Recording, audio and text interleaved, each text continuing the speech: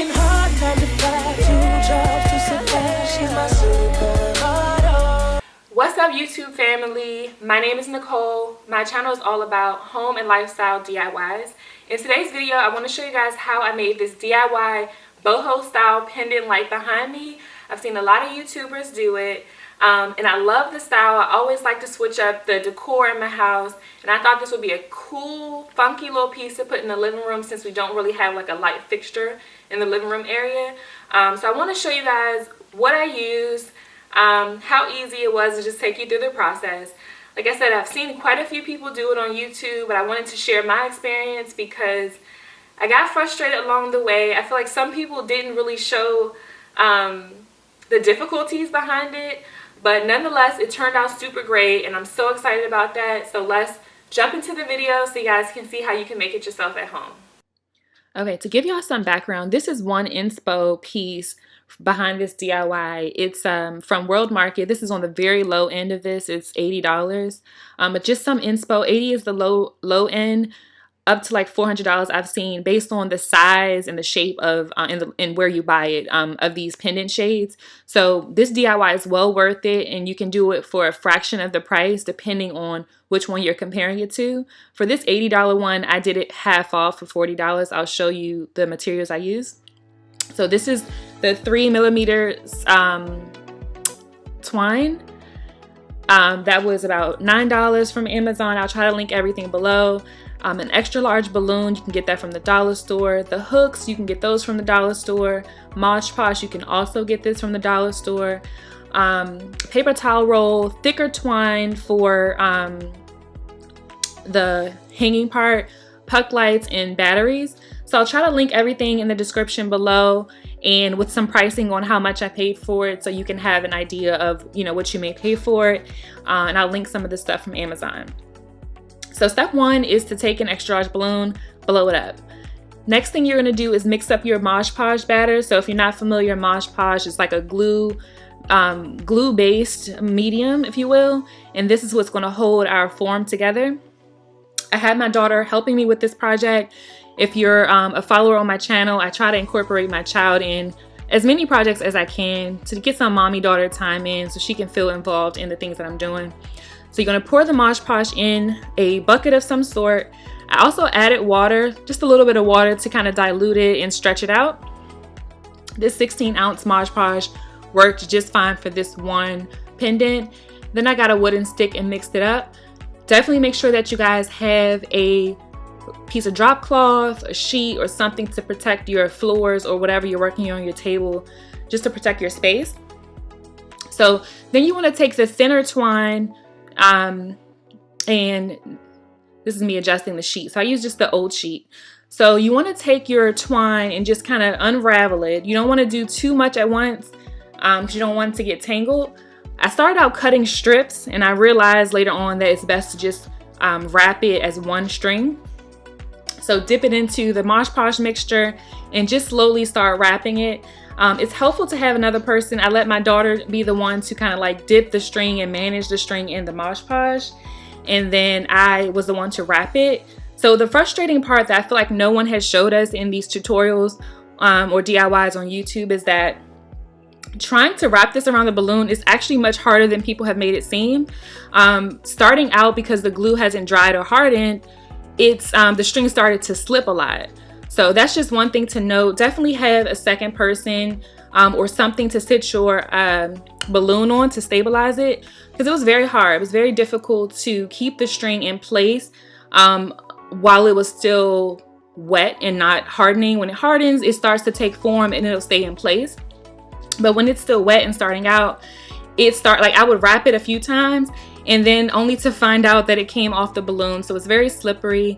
If you know any hacks on how I can prevent that, or how someone else who watches this can prevent that, definitely leave a comment in the comments below. But for me, I try to wrap it every which way, crisscrossing it first, hoping it would stay, and it was just a bit stressful. So I wanted to give up at this part, not gonna lie, but took a deep breath, went back at it, and after a while, it took a lot to kind of wrap to start to really see the vision. But after a while, we got it done. Again, get yourself a partner to do this DIY with. It's super fun and it's like super exciting once you start to really see it to come together. So I definitely wanted to call that out. You guys can see it's starting to look a little crazy right now, but the more we wrap, the more we get to it, you'll see the vision. And I used the 500 feet twine for this, and it was just enough. So if you want your more coverage, or you want it to be a little more opaque, definitely get more string or longer string for this part of the project. You guys will see as I'm turning it, sometimes it loosens and the string comes off. That's what I mean.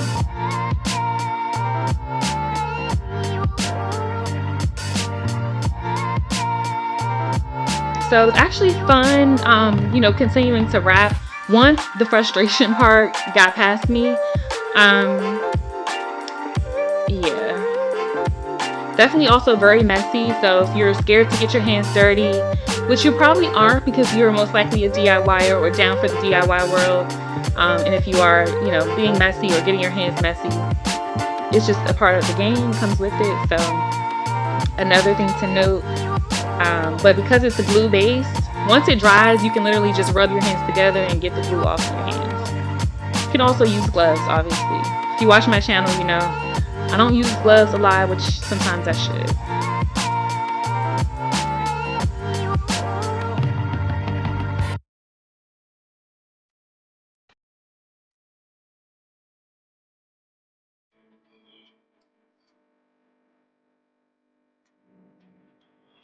The more I wrap, the more you guys will see it comes together. But we're gonna wrap until we run out of string or until you get to the amount of coverage that you would like, you know, that fits your liking. And then we're gonna let the balloon sit and dry for 24 hours at least. It's important to, like, halfway through your dry zone, so like if you in the middle of the night or have like 12 hours in, to rotate the balloon, because what I noticed is that after 24 hours, because I had it sitting on something, all of it was dry except for the part that was sitting on the bucket, and so I had to wait a few more hours for that part to dry. So it's a good idea to just to learn from my mistake to rotate your balloon halfway through, depending on what you have it drying on, so that any part that's like sitting on a flat surface, that can dry as well.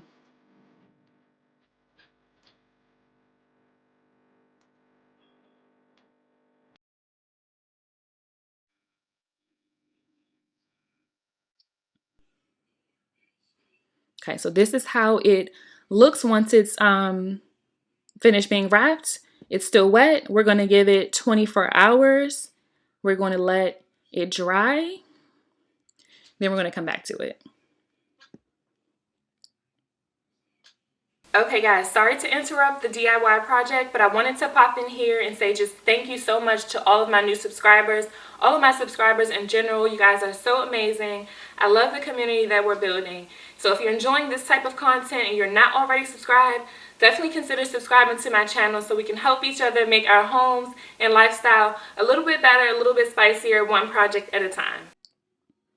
Okay, so this is how it looks once it's completely dry. Then you're going to find some scissors and you're going to cut a hole into the balloon. I was initially thinking it was going to pop for some reason and make that loud balloon pop sound, but it actually didn't.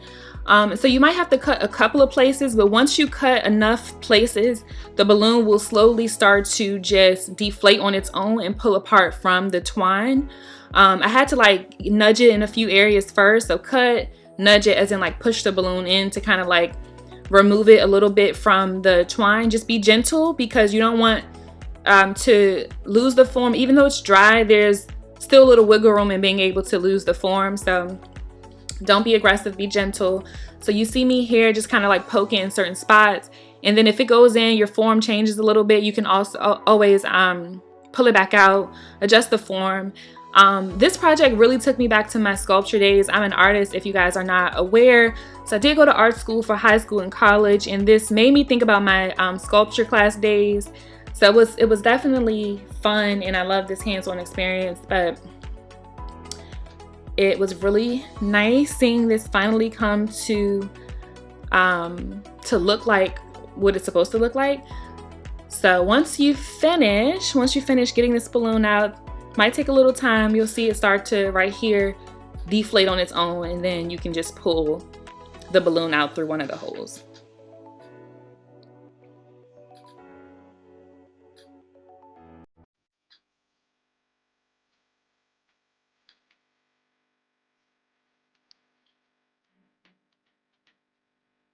Actually, guys, I take that back. I realized what I just said. So you're not going to actually pull the balloon out through one of the holes. That sounded ridiculous. I just had to catch myself. But once the balloon is fully like deflated and just like chilling inside the sculpture, you're going to end up cutting your hole. So there's going to be a hole, an opening for your light to kind of shine through. Also for you to put your whatever your light source is. And I probably didn't mention yet, but this is going to be a you'll probably see in the title, no wiring needed. So we're going to do this completely DIY. There's no wiring in my living room area where I want to put this. So in the opening that we're going to cut, that's where we're going to insert our little DIY, you know, lighting situation. So you guys will see in a second. If y'all subscribe to my channel, y'all have seen my daughter here and there. She's a silly child. So a little bit of comedy for y'all.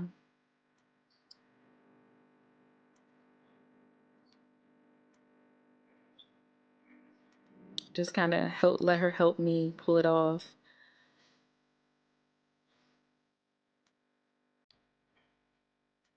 Oh, and I actually did pull it through one of the holes. Guess I forgot about that. Okay, so now I just want to show y'all a close-up. There were some little spiderweb looking pieces like the glue. You can cut that out. You can take your time to peel it out.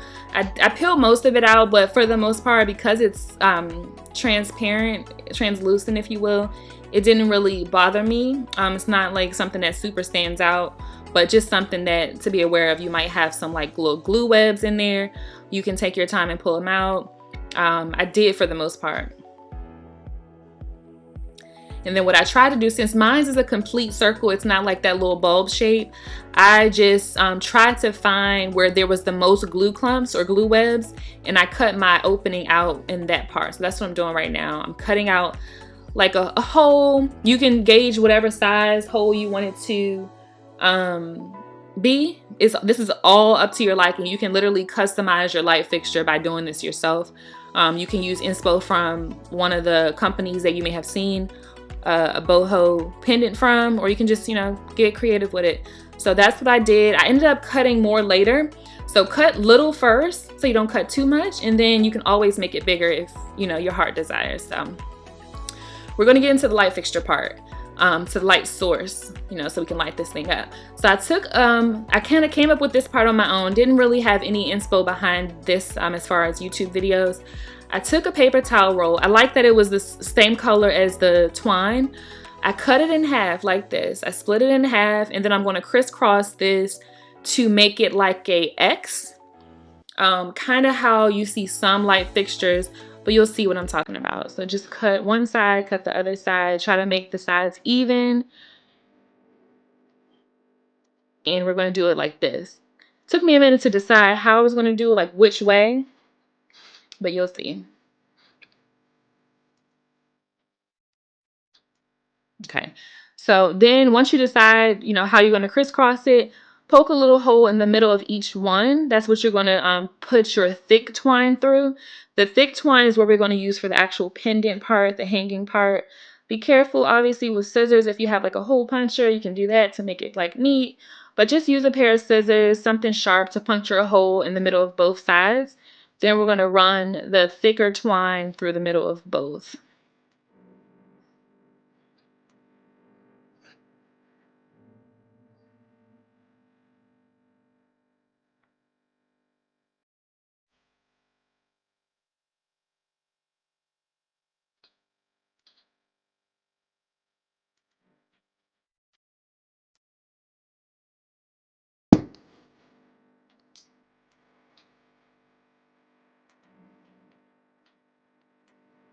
Okay, so now I'm getting the thick twine. I'm running it through the hole. So just make sure your hole is big enough, but still make sure that it's snug. So you don't want the hole to be too big starting out. So what I did was twisted the twine to kind of make it smaller at that part, you know, the end, so that it goes through. You still want it to be snug so that your two pieces kind of like mold together. You can also use, I didn't need this, but you can also, if you want it to be more secure, you can use like a hot glue gun. Once you put the pieces together and like put some hot glue in the middle of the two to kind of like extra secure it, if you will. I didn't need it. This method works just fine without the glue. Just wanted to call that out. So now we're going to thread it through the other piece, and then we're going to tie a knot through the bottom so that, you know, it's tight and it's on there.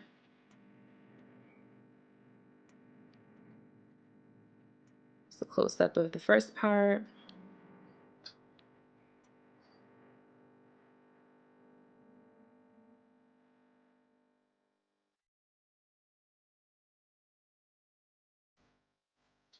Right here, I just kind of opened the hole up a little bit more just to make it easier for the twine to go through.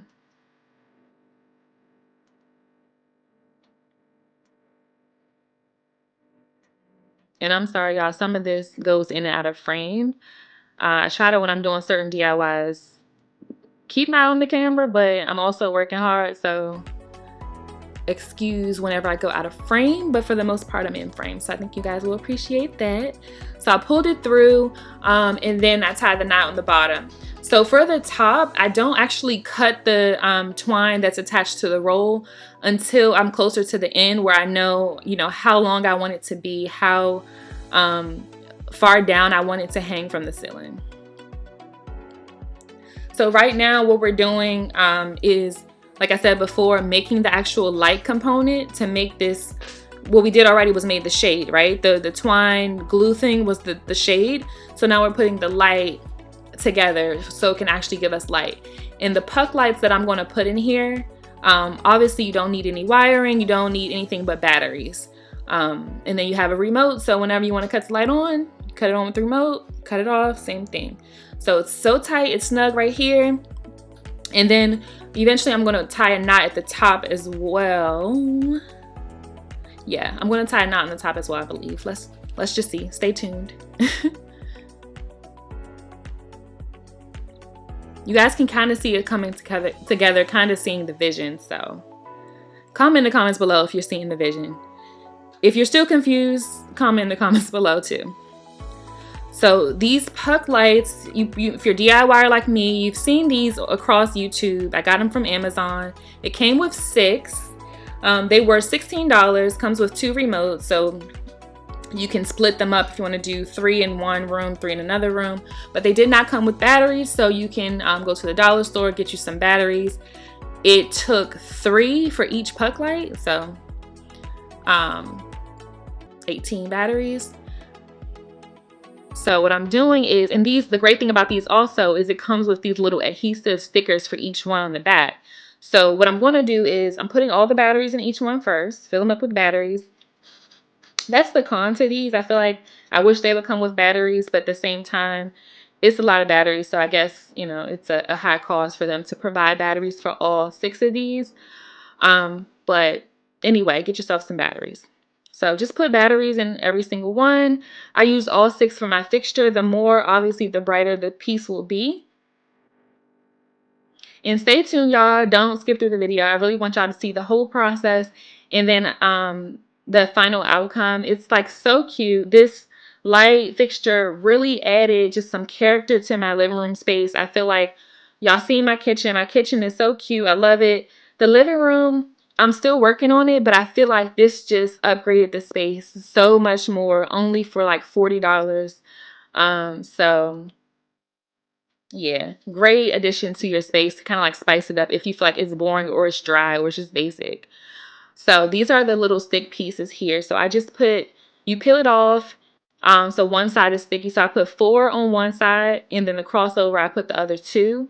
And then as we stick each puck, we'll take the other part off. So like you stick this, move that part off, stick a puck on, and then you just repeat the process for all 6.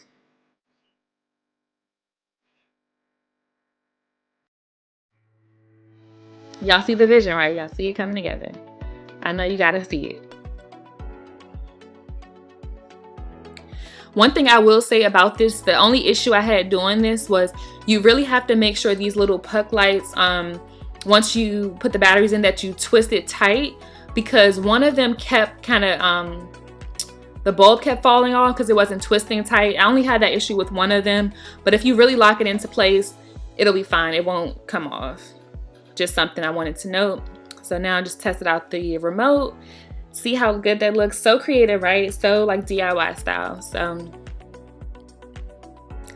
that part is done. Now we're going to get our shade and we're going to just figure out, you know, how we're going to put this in here. I figured out at this part that I needed to cut the opening a little bit more so that my my light source would fit inside of it. So I ended up doing that. And so at this point, you can start thinking about how long you want your string to be, how far down you want it to hang, depending on your ceiling height. That's going to vary for every person, your ceiling height, and then, you know, just your discretion of how, you know, low you want it to hang down. I'm pretty tall, so I didn't want it to hang down too far and I bump my head into it or forget it's there. But I did also want it to be a little dramatic as far as hanging down, because I feel like it's a pendant. And that's what pendants are supposed to do, just kind of hang down. So now you take the thick part of the twine. So I realized I didn't tie it on the cardboard, the paper towel holder or paper towel roll, whatever. So I actually put it through the top of the lampshade first, and then once I secured it right there, that's when I tied it at the top. And that's how you make it tight.